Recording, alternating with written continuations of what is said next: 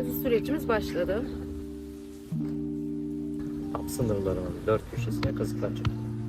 Sonra lokantacı havlu attı.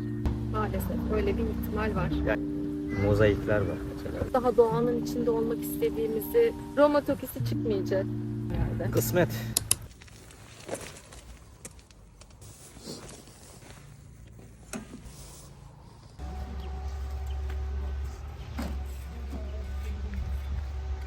Kazı sürecimiz başladı. Ama çekim yapamıyoruz. Çünkü kazı süreci yasal bir prosedürde gerçekleşiyor. Bu yüzden görüntü alınması, hatta içeriye girilmesi belli şartlara bağlı olarak gerçekleşiyor. Her zaman biz de giremiyoruz. Ustalarımızdan, arkeologlarımızdan bilgi alıyoruz. O alan tam anlamıyla bir korumaya alındığı için çekim de yapamıyoruz. Böyle bir süreç içerisinde bitişe kadar böyle ilerleyecek. Aslında sürecin aşağı yukarı nasıl gelişeceğini biliyorduk ama bizim de bilmediğimiz şeyler oldu. Bunları paylaşacağız.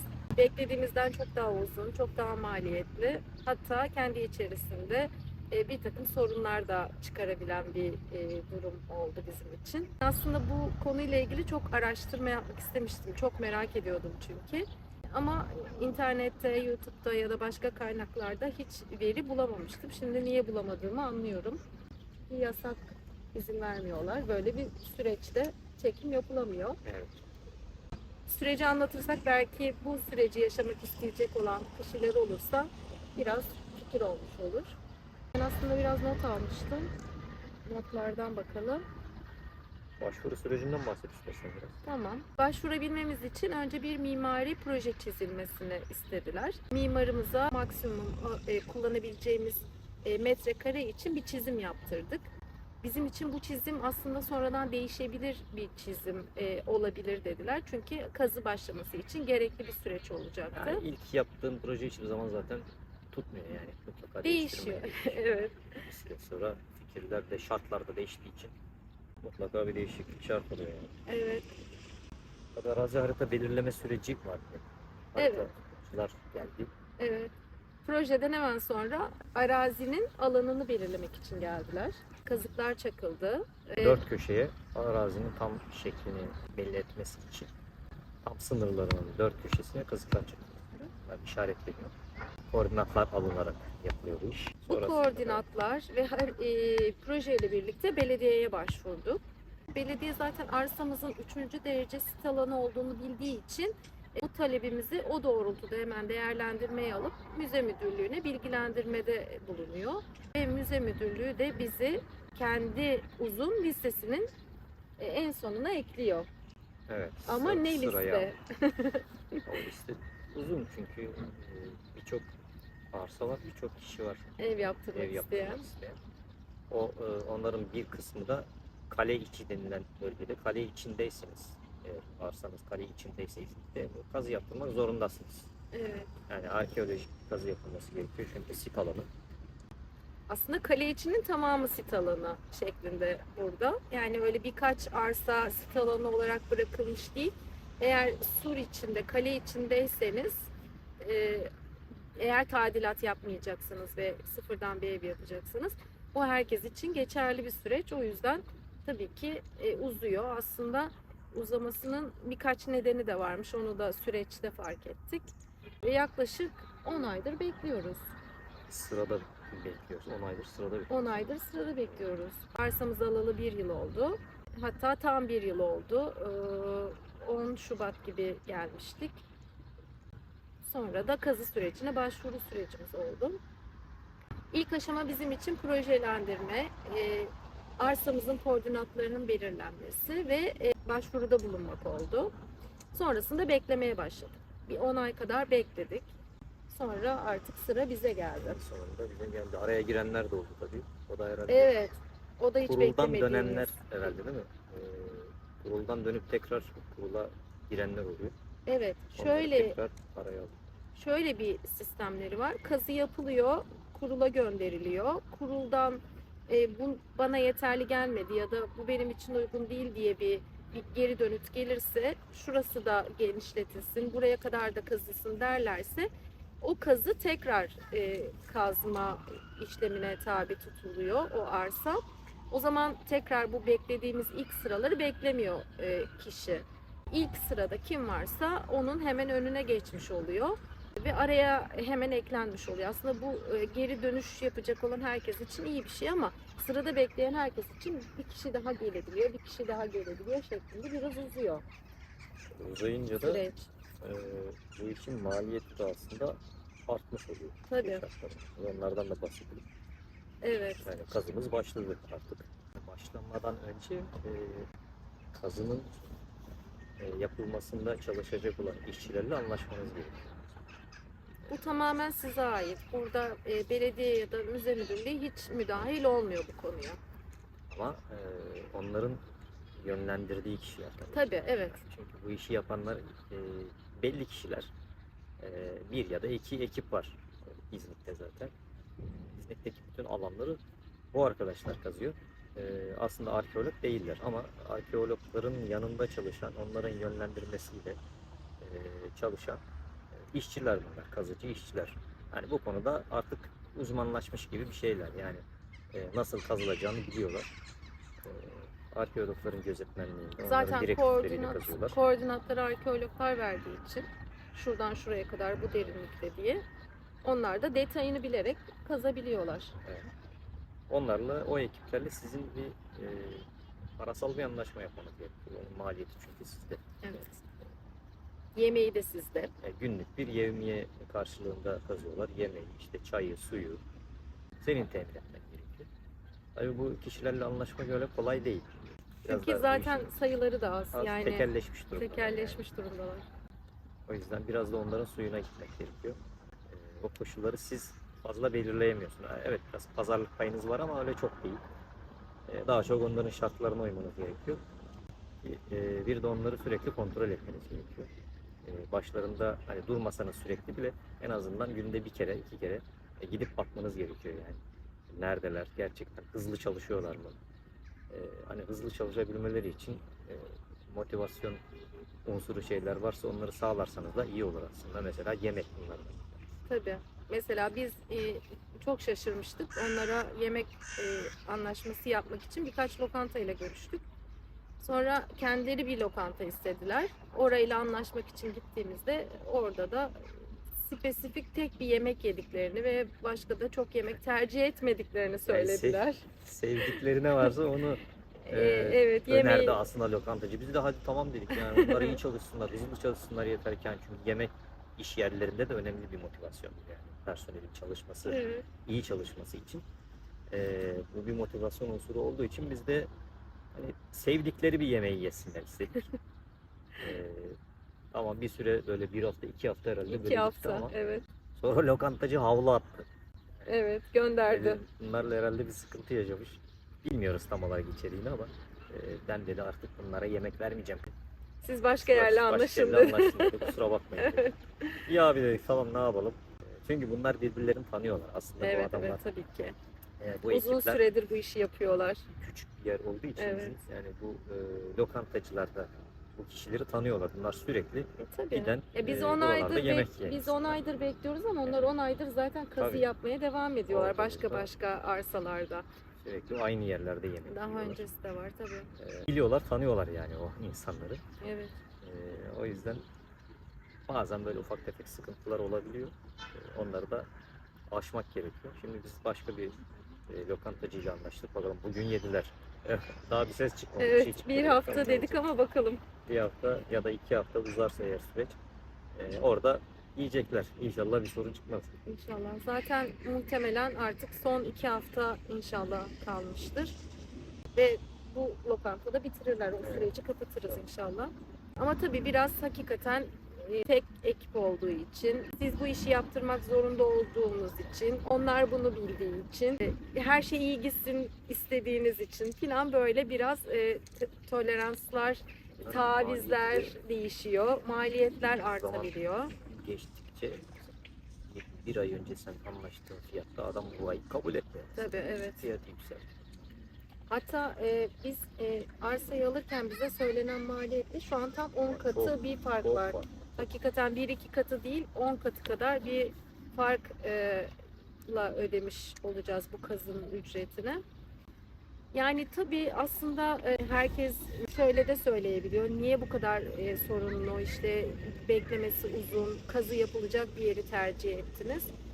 Aslında her yerin iyi ve kötü yanları olabileceği gibi bu arsa içinde, bizim için de evet, zor tarafı bütün bu anlattığımız kısımda, ama onun dışında gerçekten çok istediğimiz gibi, çok içimize sinen bir sürü ağacın içinde, Yeri tabii güzel, etrafı açık. beğendiğimiz bir yer ama tabii bu bir risk.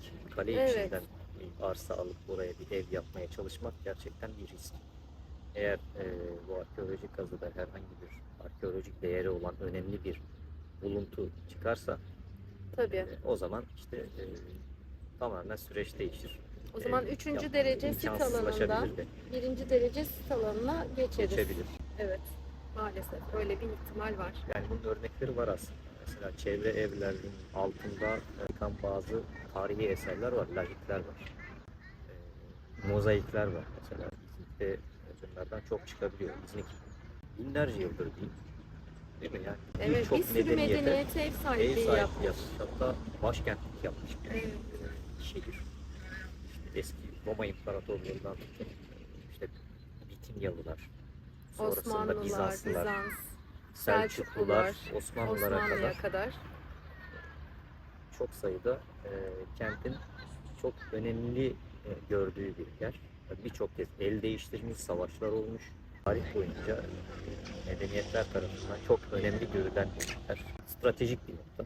Semavi dinler açısından, özellikle Hristiyanlık açısından çok önemli bir yer.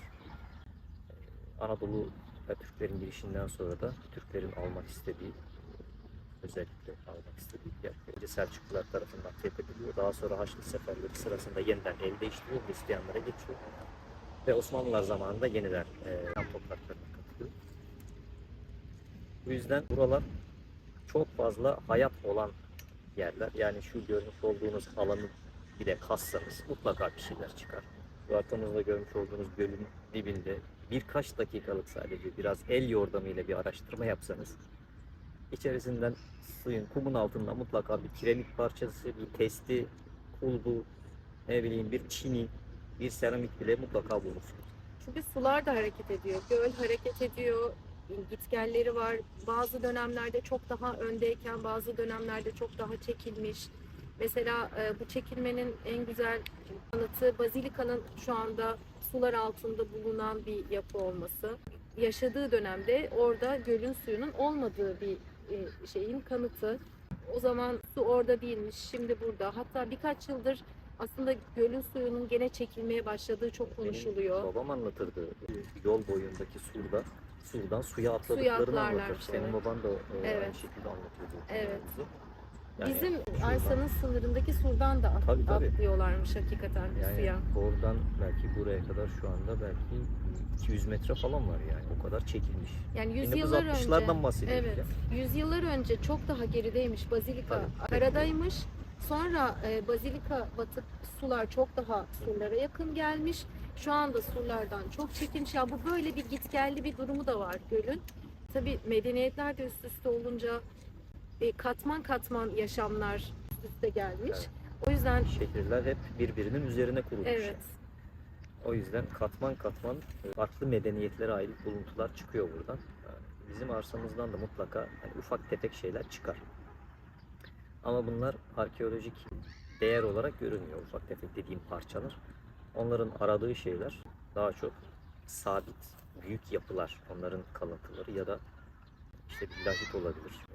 Mozaik olabilir ki mozaik gerçekten Roma İmparatorluğu çok zamanında da önem veriyorlar hakikaten. zengin kesimin evlerinin zeminine döşedikleri bir tür taşlardan yapılan resim diyebiliriz. Ki o zamanın modasıymış yani. Özellikle mozaik çıktığında çok ince işçilikle o mozaiği oradan çıkartmaya çalıştıkları için kazının senelerce sürdüğü ve o mozaik çıkıncaya kadar inşaata izin verilmediği bilgisi var. Tabii onların da yapmak istediği şey bu kazıyla biz evi yapıp sabit bir yapı kurmadan önce toprağın üzerine altında ne varsa almak istiyorlar. Yani altında tarihi eser olarak ya da işte arkeolojik değeri olan bir şey kalsın ve oraya gömülsün istemiyorlar. Aslında kazının en büyük amacı bu. Bir şey varsa onu orada bırakmamak. Oradan alabilmek. koruma altına alabilmek, müzede sergileyip insanların gösterimini açabilmek. Amaçları bu. Biz bu riski aldık. Böyle bir şey var. Yani inşallah böyle Evet. büyük bir yapı çıkmaz İnşallah. diyelim. Ama çıkarsa da ne yapalım? Bilime, tarihi, arkeolojiye, kültürel mirasa bir katkımız olmuş olur. Evet, yani umarım Çünkü çıkmaz. yani evet bir ev yapmak istiyoruz ama hem doğaya zarar vermeden hem de İzmir tarihi dokusuna zarar vermeden imkanlarımız ölçüsünde oraya en uygun olan tasarımda bir ev yapmak istiyoruz. Buraya gelme sebebimiz de buydu zaten. Beton bloğunun içinde yaşamak istemediğimizi, çok daha doğanın içinde olmak istediğimizi fark ettiğimizde bu süreç başladı.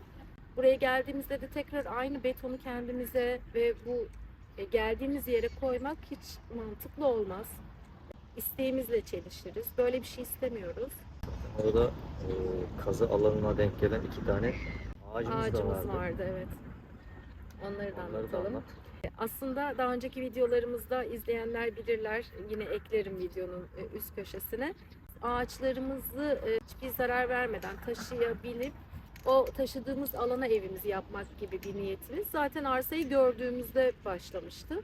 Çünkü orada 22 tane ağacımız var. Hiçbirine kıyamayız ama 2 tanesi tam evin inşaatına yapılacağı alana denk geliyor. Onları kepçe yardımıyla hiç köküne zarar vermeden alıp hemen 1-2 metre ilerisine tekrar dikmek gibi bir niyetimiz vardı. Fakat yine bu arkeolojik kazı öncesinde yapmamız gereken bir şey olduğunu bunu bilmiyorduk. Sonra kazı başlamadan bizi uyardılar. Kazmak istedikleri kuyulardan bir tanesinin tam ağaca denk geldiğini söylediler koordinat olarak. Bunu buradan almamız gerekiyordu. Aslında burada hava hala bazen çok soğuk olabiliyor. Kıra olabiliyor. Eksi dereceleri düşebiliyor. O yüzden Şubat ayındayız ve bir ay sonra yapmak istediğimiz bir işlemdi. Bu Mart gibi. Hem budamayı yapıp hem ağaçları taşımak istiyorduk. Bir ay öncesine kısmet oldu. Yapacak bir şey yok. Biz ağaçlarımızı kazı başlamadan aldık yan tarafa. Şu anda hiçbir sıkıntıları yok. Gayet iyi durumdalar ama tabii ki bu soğuklarla başa çıkabilmeleri için hep gözümüz üstünde. İnşallah tutunur Ağaçların, kökleri. evet, tutma. Genel olarak daha bir tık havanın ısındığı, Tabii. donun olmadığı bir döneme denk gelmesini daha çok önemsiyorlar. Ama olmaz mı? Bu mevsimde olmuş. Daha önce de yapmışlar.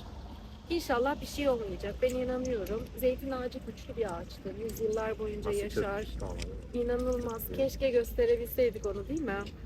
Aslında ağaçların taşınmasında niye çekemediniz derseniz, yani şu an kazı alanına başlayacağı için artık oraya çevirmiş oluyorlar ve kazı alanı statüsüne giriyor.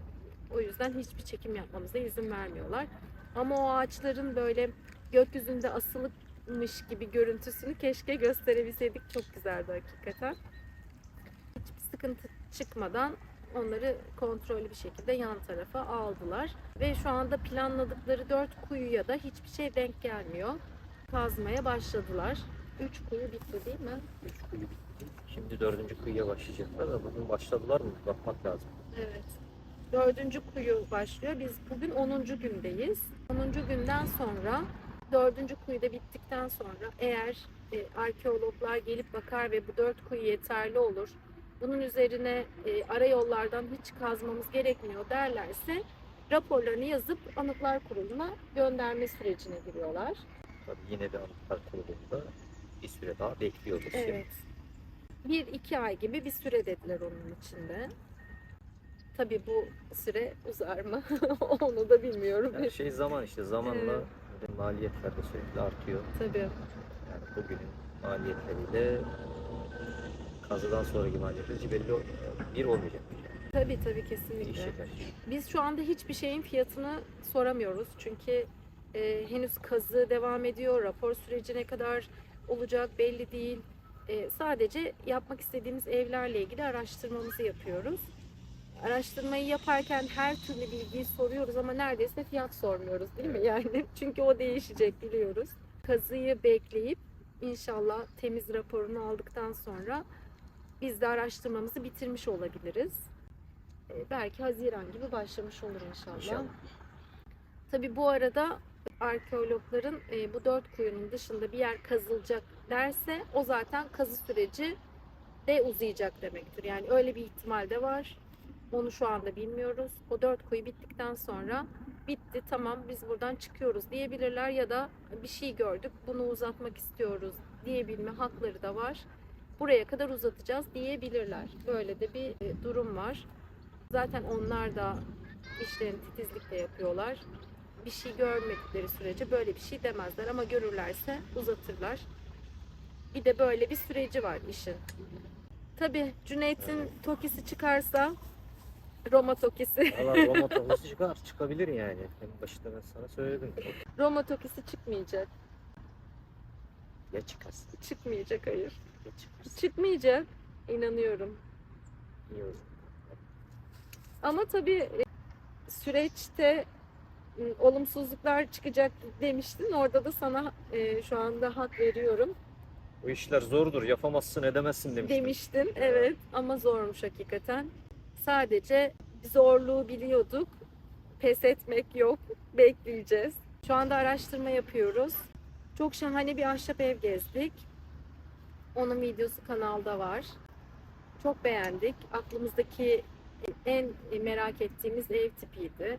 Ahşap hakikaten doğaya da çok yakışacak. Zeytin ağaçlarına çok yakışacak. Zeytin ağaçlarının şu andaki yerinden verandaya bir bağlantı olabilir. Hiç onları yer değiştirme yapmadan verandanın içerisinden çıkartabiliriz. Bunu çok hayal etmiştik. Taş evle ilgili bir düşüncemiz var.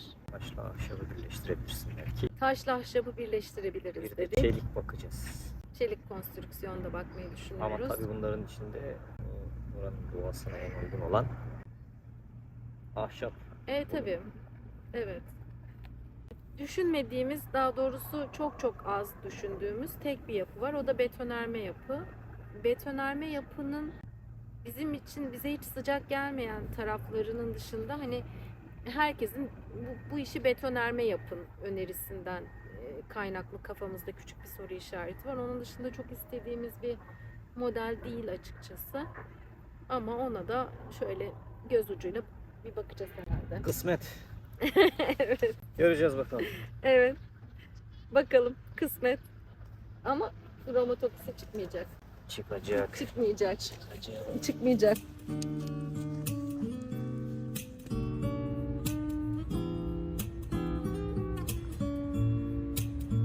Can I call you baby? Can you be my friend? Can you be my lover up until the very end? Let me show you love, oh no pretend. Stick by my side even when the world is giving in. Oh, don't you worry, I'll be there whenever.